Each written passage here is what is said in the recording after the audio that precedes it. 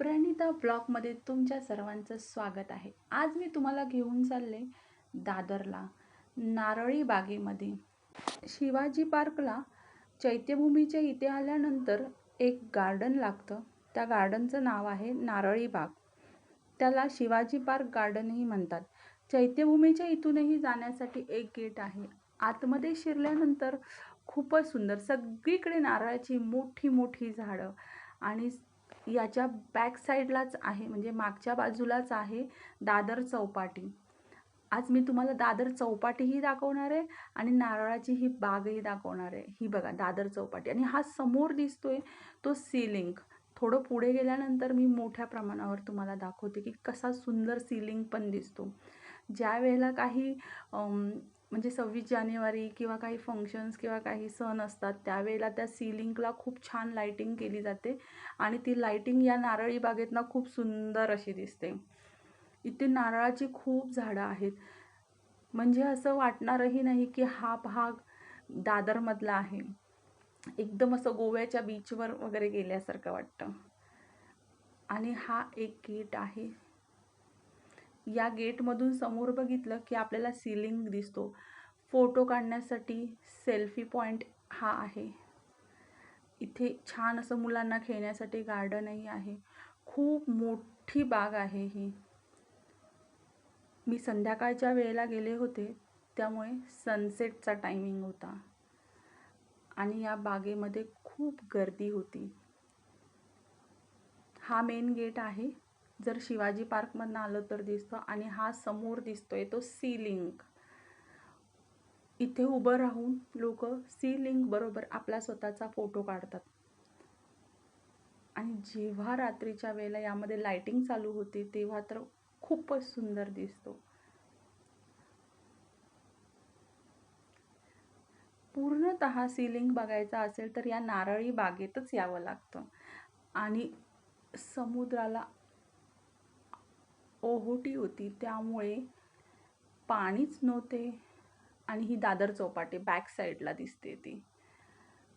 संध्याकाळची वेळ आणि समुद्रकिनारा खूप सुंदर वाटत होतं आणि इतका वारा सुटला होता की तिथे उभं राहायला खूप मजा येत होती. पाणी नसल्यामुळे लोक चौपाटीवर जाऊन आतपर्यंत गेले होते. संध्याकाळच्या वेळेला समुद्रकिनारी जाण्याची मजा काही वेगळीच असते. काहीही म्हणा, भरतीची वेळ असती तर जाताच नसतं आलं, कारण का मग पाणी भरपूर असतं, मग तर चौपाटीवर उतरताही येत नाही. खूप वेळ मी बघत होते सुंदर असा सूर्यास्त, छान वाटत होतं.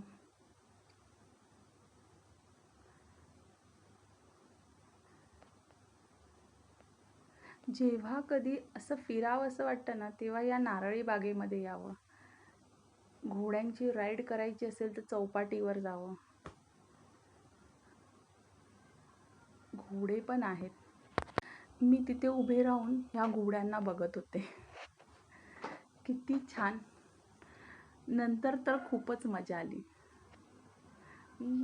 वाव, मस्त. घोड्यांची रेस असल्याचा फील आला. किती मज्जा ना. आणि मग या गार्डनमध्ये, हा गार्डनचा दुसरा भाग,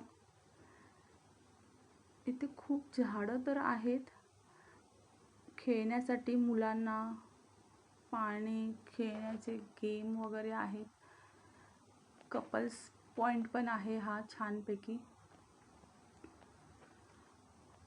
आणि निवांत बसण्याचं एक छान सुंदर ठिकाण. हा मध्ये एक असा भाग बनवलेला आहे आणि या पायऱ्यांवर असं निवांत बसता येतं. याला शिवाजी पार्क पॉइंटही म्हणतात. आता इथे सूर्यास्त आहे म्हणून असं वाटतं, पण जेव्हा रात्र होते, म्हणजे संध्याकाळ होते, रात्र होते आणि ते जेव्हा लाईटिंग चालू होते तेव्हा तो खूप सुंदर नजारा असतो. ही झाडांची बाग, नारळी झाडांची बाग वाटतच नाही की हे ठिकाण मुंबईमधल्या गजबजलेल्या गर्दीच्या ठिकाणी आहे. निवांत बसावं येऊन.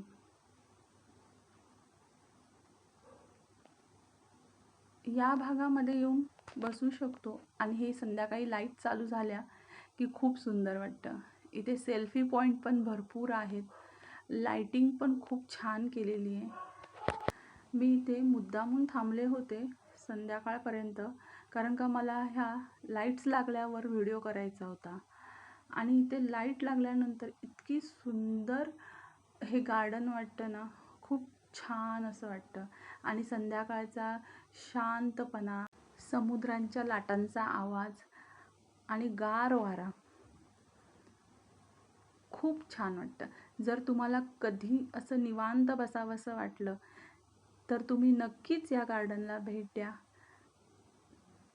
आणि हा आनंद घ्या निवांतपणाचा. आणि तुम्हाला असंच माझ्याबरोबर फिरायला आवडत असेल तर तुम्ही माझ्या या चॅनलला नक्कीच लाईक, शेअर आणि सबस्क्राईब करा. Thank you guys. Radhe Radhe.